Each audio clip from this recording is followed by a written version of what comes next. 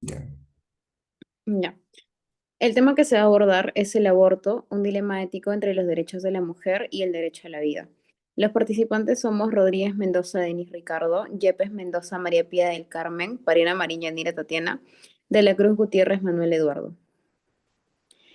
El aborto es la interrupción voluntaria del embarazo antes de que el feto sea viable fuera del útero. El dilema ético aparece cuando se enfrentan los derechos fundamentales, por un lado, que es el derecho de la mujer de decidir sobre su propio cuerpo, lo que llamamos autonomía, y por otro lado, el derecho a la vida del feto, que para muchas personas comienza desde la concepción.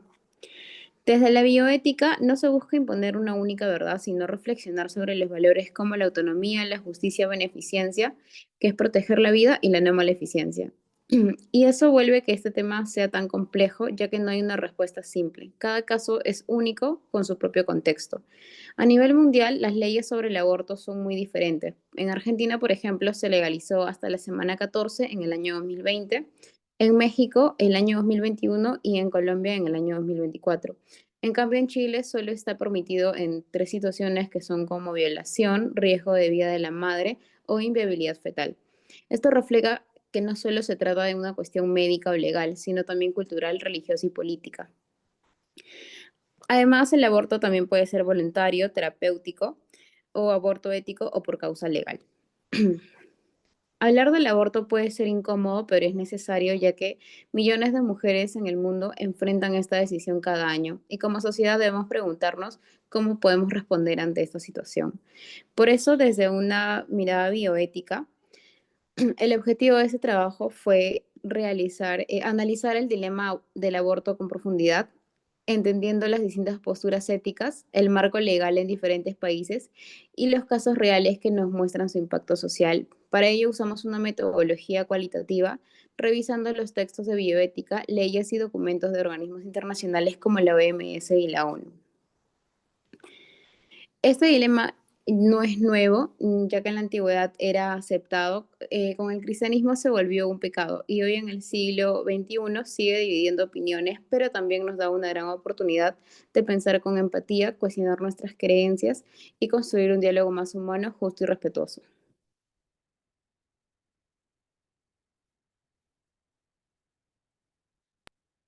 Como principios de argumentos a favor del aborto, tenemos el primer argumento, que vendría a ser aborto como parte de la reducción de mortalidad materna. El legalizar el aborto no aumentaría la frecuencia, pero sí disminuiría los riesgos para la salud de la mujer. Según como algunas fuentes que habíamos colocado, según Guttmacher Institute, cada año se vendrían a realizar unos 25 millones de abortos inseguros, responsables de aproximadamente el 13% de las muertes maternas a nivel mundial, ¿no? Bueno, seguido a esto, la OMS señala que estos abortos suelen realizarse en condiciones peligrosas sin personal capacitado en higiene, por lo que podría ser causal de infecciones, hemorragias e infertilidad. También presentes como países como Uruguay o Nepal demostraron que la despenalización reduce la mortalidad materna al permitir abortos seguros y con estándares médicos adecuados. Eh, Siguiente, por favor. Por otro lado, también tenemos este otro argumento que vendría a ser la protección de la salud mental en casos de violación.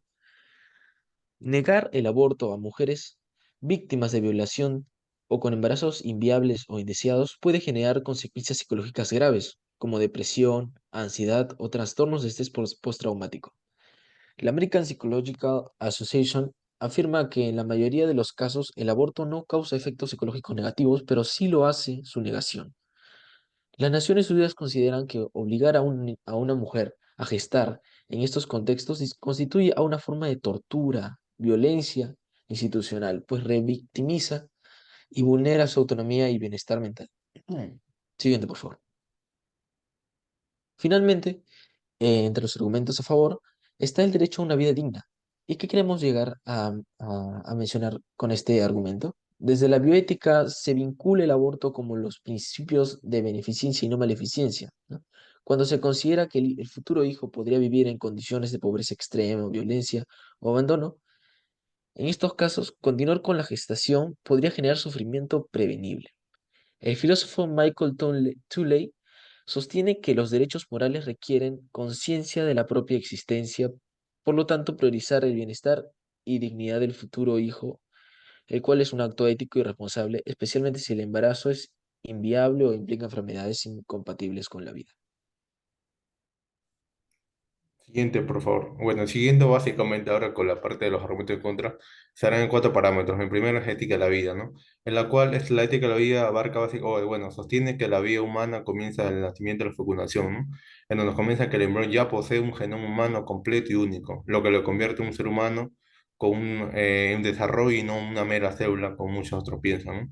Esto básicamente, el embrión, por lo tanto, es una persona en potencia y con dignidad y es por ello que no se justifica para nada su eliminación por razones de salud, razones básicamente en cuestiones sociales, económicas o de cualquier otra índole, dado que la dignidad humana no está condicionada ni limitada por la edad, la salud o la autonomía. Siguiente, por favor.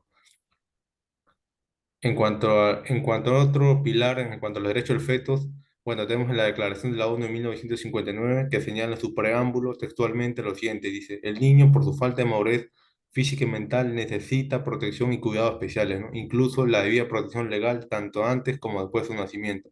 Esto, por ejemplo, sumado con la Convención Americana de Derechos Humanos, ¿no? Pacto San José, en su capítulo 2, ¿no? En su inciso número 1, artículo número 4 señala básicamente lo siguiente, ¿no? Que toda persona tiene derecho a que se respete su vida. Este derecho estará protegida por la ley y en general a partir del momento de la concepción. Nadie debe ser privado de la vida arbitrariamente. Siguiente, por favor. Bueno, en cuanto a la postura de la Iglesia Católica, quizás es una de las más fuertes, en donde que señala, por ejemplo, el catecismo de la Iglesia Católica establece lo siguiente, ¿no? La vida humana debe ser respetada y protegida absolutamente desde el momento de la concepción, desde el primer momento en que su existencia se le deben reconocer todos derechos, los derechos de la persona, entre ellos el derecho inviolable de todo ser a la vida, básicamente. El catecismo de la Iglesia Católica reconoce en esta frase que el ser humano en persona es persona de la concepción, lo que significa que tiene dignidad y derechos independientemente de la etapa en la que esté, ¿no? Bueno, un caso que pasó fue el 11 de julio de 2023, los obispos de Estados Unidos declararon básicamente que lo siguiente, textualmente, es erróneo e incoherente afirmar que quitar la vida humana a un inocente, etapa más vulnerable, puede ser coherente con los valores de apoyar la dignidad y el bienestar de los derechos humanos. Vemos básicamente cómo tacha básicamente este acto de aborto, ¿no? Siguiente, por favor. Bueno, en cuanto a las repercusiones psicológicas, ¿no?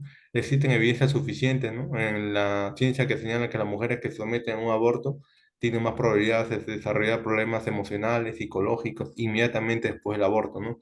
Tal como pueden desarrollar, ¿no? Lo que es el síndrome de estrés postraumático, que se caracteriza básicamente por depresión, ansiedad y culpa. Un estudio realizado en Alemania por Montoya en el 2023, donde participaron 57.000 mujeres, implicó una relación directa entre el aborto y la mayor probabilidad de desarrollar patología psiquiátrica. Esto se relaciona con el descenso de hormonas placentarias, ¿no? Que son inducidas después del aborto. Siguiente, por favor. Bueno, un caso ilustrativo que sucedió es básicamente en Estados Unidos, ¿no? Básicamente el 1 de septiembre, básicamente, mientras esta ley, que es con la ley del latido cardíaco de Texas, que entró en vigor básicamente gracias al Tribunal Constitucional, ¿no? De aquella que se dio una orden de bloqueo de emergencia, ¿no? La cual básicamente permitió, bueno, prohibió tras detectarla en una actividad cardíaca fetal que se aplique este aborto, ¿no? Y además básicamente permitió que cualquier ciudadano, ¿no? pueda, ante detecto caso de aborto, pueda denunciarlo. Y de esta manera se cuestionó la parte del caso de los abortos, ¿no? Siguiente, Bien, ahora vamos a hablar sobre la discusión. El aborto es un tema profundamente complejo que genera debate social, legal y médico en todo el mundo. Ese dilema involucra aspectos éticos, religiosos, culturales anteriormente mencionados y de derechos humanos, lo que hace que su regulación y práctica varíen ampliamente en diferentes países. Ahora, en cuanto a los dilemas éticos, entre los principales dilemas éticos relacionados con el aborto están el derecho del no concebido frente al principio de autonomía de la mujer. Además, la objeción de conciencia de los profesionales de salud y las desigualdades derivadas de abortos clandestinos o selectivos. Esto evidencia la tensión constante entre proteger la vida en gestación y respetar la libertad de decisión de la mujer. Ahora, en cuanto a la situación del Perú, por favor, siguiente. Ahora, en Perú el aborto es ilegal, está penalizado con cárcel, salvo en riesgo de la vida de la madre. Sin embargo, incluso el aborto terapéutico se practica poco. Entre 2012 y 2022, 68 niñas menores de 10 años dieron a luz, pero solo una pudo acceder a un aborto terapéutico. Se calcula que más de 1.000 mujeres abortan clandestinamente cada día en el país, exponiéndolos a riesgos de salud y violencia social debido a una cultura altamente conservadora. Ahora, en cuanto a España, siguiente por favor. A diferencia de Perú, en España el aborto es legal hasta la semana 14. En 2023 se registraron más de 103.000 abortos, principalmente en clínicas privadas. Se detectó además que muchas mujeres no usaban métodos anticonceptivos, por lo cual el gobierno fortaleció la educación sexual y el acceso a anticonceptivos. Además, la reforma del 2022 reguló la objeción de conciencia para garantizar el derecho efectivo de las mujeres al servicio. En conclusión, siguiente por favor. Para cerrar, el aborto es un dilema ético que debe analizarse integralmente. Penalizarlo no lo elimina, lo invisibiliza y pone en riesgo a mujeres vulnerables. Además, se recomienda asegurar educación sexual integral, acceso universal a anticonceptivos, despenalizar el aborto en casos extremos, además de establecer protocolos médicos que respeten la autonomía de la mujer y fomentar un diálogo integral. Gracias.